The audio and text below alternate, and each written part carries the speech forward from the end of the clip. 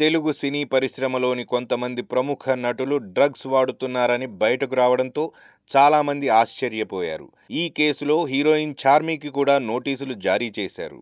అయితే తన కూతురుకు డ్రగ్స్ వాడే అలవాటు లేదని, మీడియా అనవసరంగా రాద్ధాంతం చేస్తోందని ఆరోపిస్తున్నారు చార్మి కౌర్ తండ్రి దీప్ సింగ్ ఉప్పల్. ఆయన మాట్లాడుతూ, నా కూతురు కష్టాన్ని నమ్ముకుంది. 13 ఏళ్ల వయసులో సినీ రంగ ప్రవేశం చేసి ఎన్నో కష్టాలు ఎదుర్కొని ఈ స్థాయికి వచ్చింది.